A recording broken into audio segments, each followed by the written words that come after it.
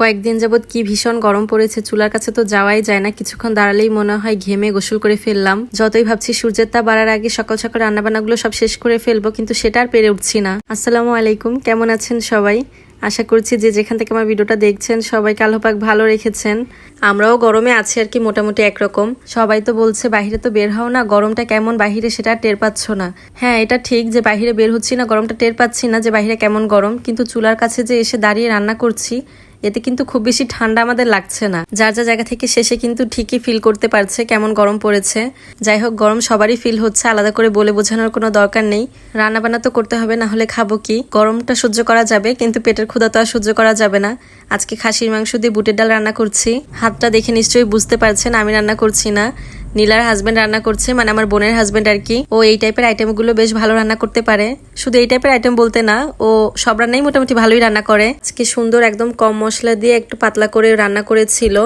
আর রান্না শেষে আমি একটু মাতবুরি করে পেঁয়াজ বেরেস্তা দিয়ে দিয়েছিলাম, কিন্তু খেতে ভালোই হয়েছিল। আর এরপর আরেকটা আইটেমও রান্না করা হয়েছিল, আর এটাও ওই রান্না করেছিল। ধুন্দুল দিয়ে চিংড়ি মাছ দিয়ে ঝোল রান্না করেছিল। পাতলা ঝোল, গরমের দিনে খেতে বেশ শান্তি লেগেছে। ওদের রান্না আর আমাদের রান্না কিন্তু টোটালি ডিফারেন্ট, কিন্তু আমি ওদের রান্না খেতে পারি, আমার ভালোই লাগে। এই পেঁয়াজটা একটু লাল লাল করে ভেজে নিয়ে তারপরে চিংড়ি মাছটা দিয়ে দিয়েছে। চিংড়ি মাছটা হলুদ আর লবণ দিয়ে আগে মেখে রেখেছিল। তারপরে চিংড়ি মাছটা ভাজার পরে কিন্তু ধুন্দুল দিয়ে দিয়েছে। আর কোনো মশলা কিন্তু দেওয়া হয়নি, মানে জিরা বা রসুন এগুলো কোনো কিছুই দেওয়া হয়নি, শুধু কয়েকটা কাঁচামরিচ ফালি করে দিয়েছে। যেহেতু পাতলা ঝোল রান্না করা হচ্ছে তাই মশলাটা অ্যাভয়েড করা হয়েছে। তো ধুন্দুলটা কিছুক্ষণ ঢেকে রান্না করাতে কিন্তু বেশ খানিকটা পানি বের হয়েছে। আর এই পানিটা শুকিয়ে যাওয়ার পরে কিন্তু একটু ঝোলের পানি দেওয়া হয়েছে। খুব বেশি ঝোল রাখা হবে না, এই কারণে একটু অল্প করেই পানি দেওয়া হয়েছে। পানিটা হালকা একটু টেনে আসলে পেঁয়াজ বেরেস্তা দিয়ে দেওয়া হয়েছে। আর তারপরে জালটা একটু বাড়িয়ে কিছুক্ষণ টানিয়ে নিয়েছে। রান্না কিন্তু হয়ে গিয়েছে। একদম কম মশলায় রান্না হয়েছে, কিন্তু খেতে কিন্তু খুবই ভালো হয়েছে। আপনারা বাসাভাবে রান্না করে খেয়ে দেখবেন, বেশ ভালো লাগে কিন্তু খেতে। গরমের দিনে এমনিতেও একটু ঝাল মশলা অ্যাভয়েড করাই ভালো। তো স্বাধীন দুইটা আইটেম রান্না করে চলে গিয়েছিল, আর এখন আমি রান্না করব। আমিও দুইটা পদ রান্না করব। তো আগে হচ্ছে পেঁয়াজ মরিচ আর চিংড়ি মাছ ভেজে নিয়েছি, আর এখন মিষ্টি কুমড়া দিয়ে দিলাম। এই মিষ্টি কুমড়াটা গ্রাম থেকে নিয়ে এসেছিলাম। মিষ্টি কুমড়া ভাজিটা আমার সবসময় খেতে ভালো লাগে, যদি একটু চিংড়ি মাছ দেওয়া হয় তাহলে তো আরো বেশি ভালো লাগে খেতে। সবসময় কিন্তু একদম মিষ্টি মিষ্টি কুমড়াটা পাওয়া যায় না, তবে এই মিষ্টি কুমড়াটা বেশ মিষ্টি ছিল। রান্না করার পরেও খেতে বেশ ভালো লেগেছে। তো আমি পেঁয়াজ আর চিংড়ি মাছটা তো আগে ভেজে রেখেছিলাম, সেটা এখন দিয়ে দিয়েছি। আর এখন ভালো করে মিক্সড করে নিব। মিষ্টি কুমড়ার ভাজি কিন্তু আমার হয়ে গিয়েছে। আর এরপরে শিমের বিচি দিয়ে মাছের ঝোল রান্না করব।